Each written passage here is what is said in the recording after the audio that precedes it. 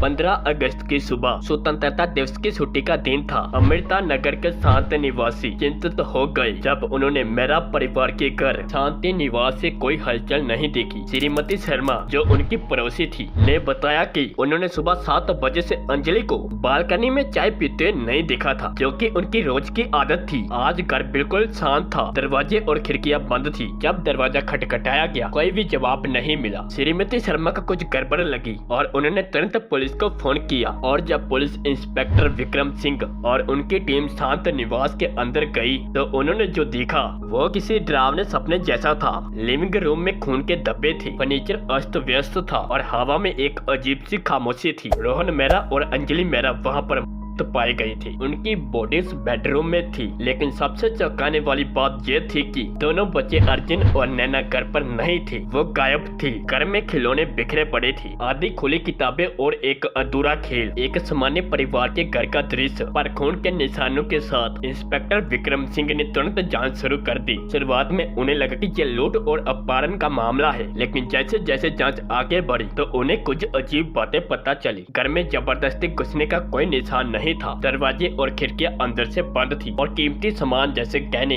नकदी अपनी जगह पर थे, बस बिखरे हुए। इससे पुलिस को शक हुआ कि शायद परिवार का ही कोई सदस्य या कोई करीबी शामिल हो सकता है। पुलिस ने मेरा परिवार के रिश्तेदारों, दोस्तों, पड़ोसियों, यहाँ तक कि उनके घर में काम करने वाली नौकरानी से भी बात की, लेकिन कोई ठोस सुराग नहीं मिला। सब लोग मेरा परिवार को पसंद करते थे और किसी को भी उन पर शक नहीं था। फिर इंस्पेक्टर विक्रम सिंह ने खुद घर की तलाशी लेने का फैसला किया। उन्होंने हर कमरे, हर कोने को ध्यान से देखा। जब वो अर्जुन के कमरे में पहुंचे जो खिलौने और किताबों से भरा हुआ था तो उन्हें एक अजीब चीज दिखाई दी। दीवार पर पेंटिंग थोड़ी उखड़ी हुई लग रही थी। इंस्पेक्टर विक्रम सिंह ने पेंटिंग को हटाया और वो चौंक गए। दीवार के पीछे एक छोटा छिपा हुआ कमरा था, शायद पहले स्टोर रूम रहा होगा।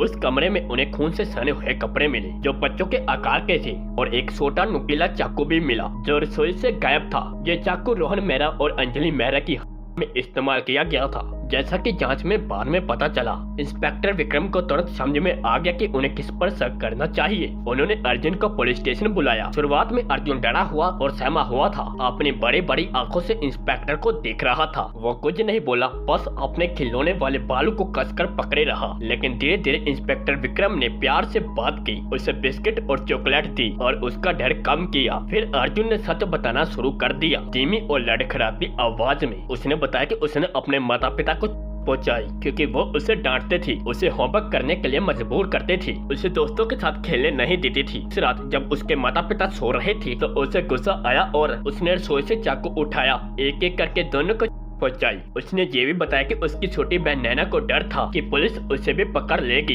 इसलिए उसे घर के पास ही घने जंगल में छिपा दिया है, जहां अक्सर वो पिकनिक मनाने के लिए जाती थी। इंस्पेक्टर विक्रम और उनकी टीम तुरंत जंगल की तरफ भागी। उन्होंने पूरी रात जंगल में खोज की और सुबह होते होते नैना मिल गई। वो एक पेड़ के नीचे डरे हुए बैठी थी, ठंडी और भूखी, शारीरिक रूप से बिल्कुल ठीक थी। अर्जुन को हिरासत में ले लिया गया और उसे बाल सुधार गृह भेज दिया गया। ये चौंकाने वाली घटना अमृत नगर के शांत निवासियों के लिए बड़ा सदमा थी। कोई भी विश्वास नहीं कर सकता था कि 8 साल का मासूम बच्चा इस तरह का काम कर सकता है। मेरा परिवार जो सबके चहेते थी, एक रात में ही सब कुछ खत्म हो गया। ये घटना हमें याद दिलाती है कि बुराई किसी भी रूप में आ सकती है, कभी कभी सबसे मासूम चेहरे के पीछे भी छुपी हो सकती है। ये माता पिता और समाज के लिए दोनों के लिए चेतावनी है। बच्चों की मानसिक और भावनात्मक जरूरतों को गंभीरता से ले, उन्हें प्यार और समझ का माहौल दे। अगर वीडियो पसंद आए तो लाइक और शेयर जरूर कीजिएगा, क्योंकि आपका एक क्लिक मुझे बहुत ही ज्यादा मोटिवेट करता है।